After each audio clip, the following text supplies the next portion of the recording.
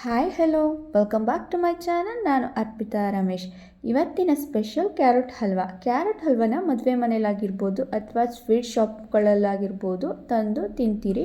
ಮನೇಲೆ ಕೆಲ ಪದಾರ್ಥಗಳನ್ನು ಯೂಸ್ ಮಾಡಿಕೊಂಡು ತುಂಬ ರುಚಿಯಾಗಿ ಈ ಕ್ಯಾರೆಟ್ ಹಲ್ವನ ಮಾಡ್ಕೋಬೋದು. ಹೇಗೆ ಮಾಡೋದು ಅಂತ ನೋಡೋಣ.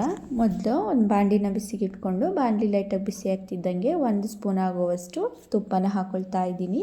ತುಪ್ಪ ಕರಗ್ತಿದ್ದಂಗೆ ಸ್ವಲ್ಪ ಗೋಡಂಬಿ ಸ್ವಲ್ಪ ದ್ರಾಕ್ಷಿನ ಹಾಕ್ಕೊಂಡು ಚೆನ್ನಾಗಿ ತುಪ್ಪದಲ್ಲಿ ಫ್ರೈ ಮಾಡ್ಕೊಳ್ತಾ ಇದ್ದೀನಿ. ಈಗ ನೋಡಿ ಗೋಡಂಬಿ ದ್ರಾಕ್ಷಿ ಎಲ್ಲ ಚೆನ್ನಾಗಿ ತುಪ್ಪದಲ್ಲಿ ಫ್ರೈ ಆಗಿದೆ. ಇವಾಗ ಅದನ್ನು ಒಂದು ಬೌಲ್ಗೆ ಸಪ್ರೇಟ್ ಎತ್ಕೊಂಡು ಮತ್ತೆ 1 ಸ್ಪೂನ್ ಆಗುವಷ್ಟು ತುಪ್ಪನ ಹಾಕ್ಕೊಂಡು ಅರ್ಧ kg ಆಗುವಷ್ಟು ಕ್ಯಾರೆಟ್ನ ಚೆನ್ನಾಗಿ ತೊಳೆದು ತುರಿದು ಸೇರಿಸ್ಕೊಳ್ತಾ ಇದ್ದೀನಿ.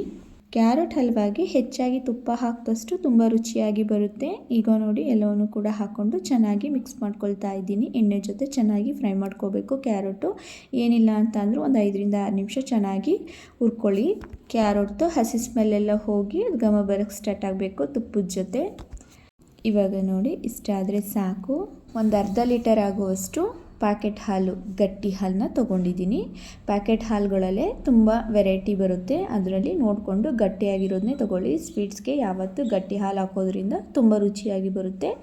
ಅರ್ಧ ಲೀಟ್ರಲ್ಲಿ ಸ್ವಲ್ಪ ಮಿಕ್ಸಿ ಇನ್ನು ಮಿಕ್ಕಿದ್ನೆಲ್ಲ ಫುಲ್ಲು ಹಾಕ್ಕೊಂಡಿದ್ದೀನಿ. ಇವಾಗ ಒಂದು ಸಲ ಚೆನ್ನಾಗಿ ಮಿಕ್ಸ್ ಮಾಡಿಕೊಂಡು ಲಿಡ್ನ ಕ್ಲೋಸ್ ಮಾಡಿ ಹಾಲಿನ ಅಂಶ ಎಲ್ಲ ಚೆನ್ನಾಗಿ ಕಡಿಮೆ ಆಗಬೇಕು ಅಲ್ಲಿ ತನಕ ಚೆನ್ನಾಗಿ ಕುದಿಸ್ಕೊಳ್ತಾ ಇದ್ದೀನಿ. ಹಾಲಿನ ಪ್ರಮಾಣ ಎಲ್ಲ ಕುದ್ದು ಚೆನ್ನಾಗಿ ಕಡಿಮೆ ಆಗಿದೆ. ಇಷ್ಟ ಆದರೆ ಸಾಕು.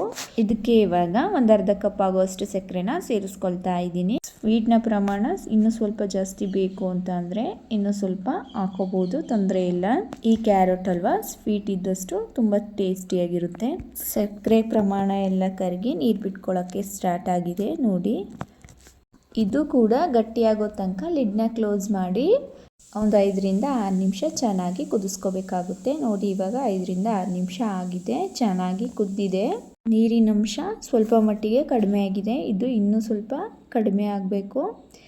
ಇವಾಗ ನೋಡಿ ಆಲ್ಮೋಸ್ಟ್ ಕಡಿಮೆ ಆಗಿದೆ. ಇಷ್ಟಿದ್ರೆ ಸಾಕು. ಇದಕ್ಕೆ ನಾನು ನಂದಿನಿ ಬ್ರ್ಯಾಂಡ್ದು ಸಪ್ಪೆ ಕೋವನ ಸೇರಿಸ್ಕೊಳ್ತಾ ಇದ್ದೀನಿ.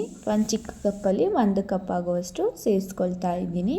ಮತ್ತು ಇದಕ್ಕೇನೆ ಆವಾಗಲೇ ತುಪ್ಪದಲ್ಲಿ ಹುರಿದಿಟ್ಕೊಂಡಿರುವಂತಹ ಗೋಡಂಬಿ ದ್ರಾಕ್ಷಿ ಎಲ್ಲನೂ ಸೇರಿಸ್ಕೊಂಡು ಚೆನ್ನಾಗಿ ಮಿಕ್ಸ್ ಮಾಡಿಕೊಂಡು 1-2 ನಿಮಿಷ ಕುದಿಸಿದ್ರೆ ಈ ಕ್ಯಾರೆಟ್ ಹಲ್ವಾ ಅಂತ ಅನ್ನೋದು ಸಖತ್ ಟೇಸ್ಟಿಯಾಗಿ ರೆಡಿಯಾಗುತ್ತೆ. ನೋಡಿದ್ರಲ್ಲ ಈ ಕ್ಯಾರೆಟ್ ಹಲ್ವಾ ಮಾಡೋದು ಎಷ್ಟು ಸುಲಭ ಅಂತ. ಇಲ್ಲಿ ನಾನು ಸಪ್ಪೆ ಕೋವ ಯೂಸ್ ಮಾಡಿರೋದು ಆಪ್ಷನಲ್ಲು. ಹಾಕಲಿಲ್ಲ ಅಂತ ಅಂದರೂ ತುಂಬ ಚೆನ್ನಾಗಿರುತ್ತೆ, ಹಾಕಿದರೆ ಇನ್ನೂ ರುಚಿಯಾಗಿರುತ್ತೆ. ಈ ರೆಸಿಪಿ ನಿಮಗೆ ಇಷ್ಟ ಆಗಿದ್ರೆ ಮನೇಲಿ ಒಂದ್ಸಲ ಟ್ರೈ ಮಾಡಿ. ಕಮೆಂಟ್ ಸೆಕ್ಷನಲ್ಲಿ ಹೇಗೆ ಬಂತು ಅಂತ ಕಮೆಂಟ್ ಮಾಡಿ ತಿಳಿಸಿ. ಹಾಗೆ ಲೈಕ್ ಮಾಡಿ, ಶೇರ್ ಮಾಡಿ. ಇನ್ನಷ್ಟು ಈಸಿ ರೆಸಿಪೀಸ್ಗೋಸ್ಕರ ನಮ್ಮ ಚಾನಲ್ನ ಸಬ್ಸ್ಕ್ರೈಬ್ ಮಾಡ್ಕೊಳ್ಳೋದನ್ನು ಮರಿಬೇಡಿ. Thank you.